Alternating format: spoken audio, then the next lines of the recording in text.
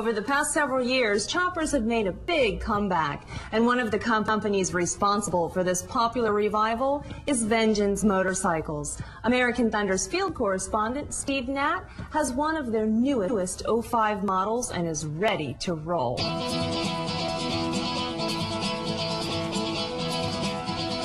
Thanks, Michelle. You know, every time you go out on a motorcycle ride, you want to make sure your bike is set up so that you don't have any problems once you get underway. And the first place to begin is with tire pressure. Every time you get on that bike, you want to make sure these things are right. I'm doing within manufacturer specifications. I know a lot of guys on chopper-type motorcycles like to run their pressures a little bit low. The risk of that is, according to the tire manufacturers, you can build up a lot of heat, the tire can delaminate, you'll have the tread rolling over onto the sidewall, and you can run into some problems that way. So always make sure you check your tire pressures before you go. And run it up to the right number. I'll check these right now.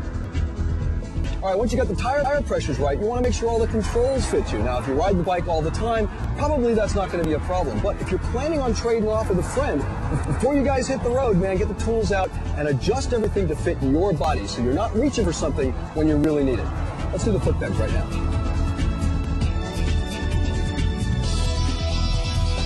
What we've done is we've adjusted the foot pegs, so I've got the right amount of throw between my foot. The idea is you want to make sure this is right every time before you ride. Now, if you're the only person who rides the motorcycle, obviously once you set it up, it's going to be right. But check it. Different pairs of boots may affect the way the bike fits you and your foot fits around it. And you don't want to have to be reaching around and being all uncomfortable when you just should be relaxed and just concentrating on riding, not trying to move your legs and feet around the shift lever.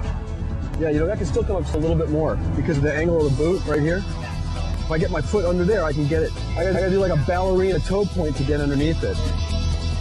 So what I'm doing now is I'm shortening the throw of the shift arm. By making that shorter, as it grabs the lever, it's going to pull the lever farther up and towards me, creating more space behind the lever for me to put my foot. So that will make it more comfortable. I don't have to point my toe so hard to get down behind the shifter and pull it back towards me. It's one of the things you want to make sure to set up right before you ride.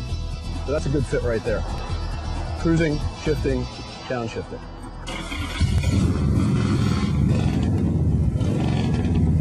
See Pavarotti do that.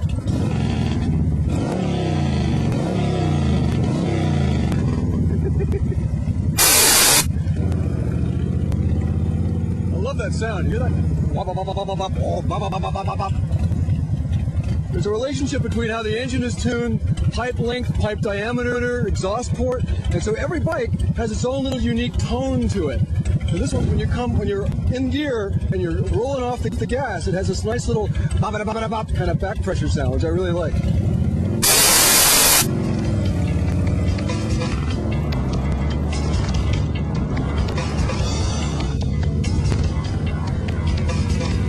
Today we're out here on the '05 Banshee, and like a lot of other modern choppers, this motorcycle needs to be ridden the way it was designed to be ridden.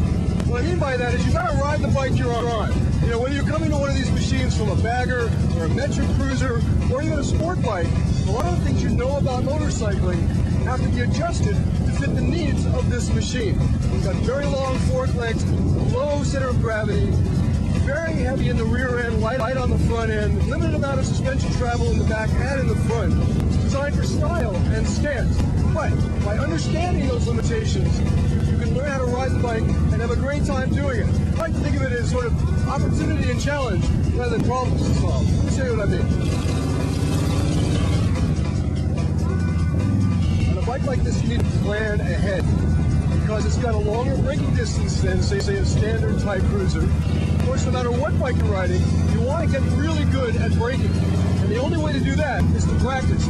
Find yourself on a nice empty road or in a parking lot, give yourself plenty of run-up, and then add 5 miles an hour, starting at like 10 or 15 miles an hour. Practice bringing that motorcycle to a safe, smooth, and quick stop, so you're used to doing it in case of an emergency. When you get on a bike like this, it's mostly rear brake, teeny little bit of front brake. This long front end, if I just grab a handful in an emergency stop, what's going to happen is that front tire is going to tuck and it's going to pitch me over. So I initiate all my braking with the rear tire, and just when I feel the threshold, like it's about to lock up, then I start to add a little front brake.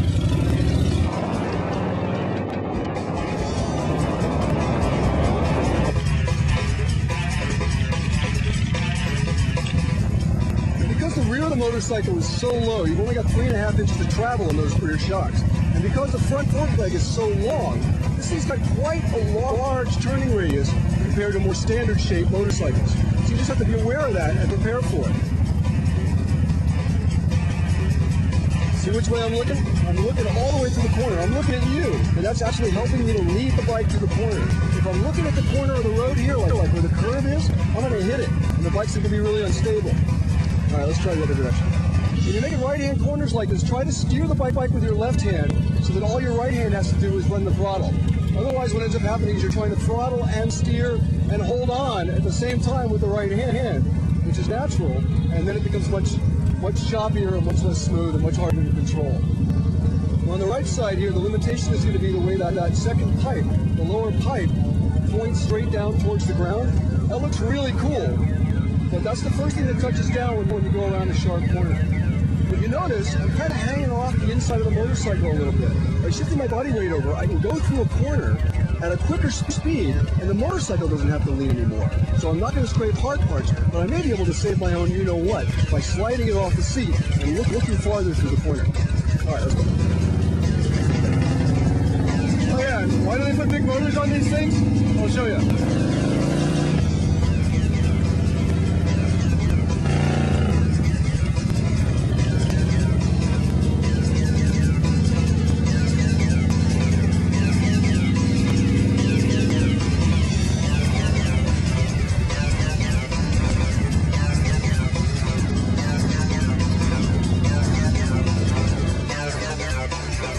So I guess for me, it was once you've mastered these specific techniques that you need in order to be able to run a bike like this smoothly and safely, there's no doubt you can get miles of enjoyment out of it. This Vengeance Banshee is set up really nicely from the factory, but it's up to you to learn how to ride it right.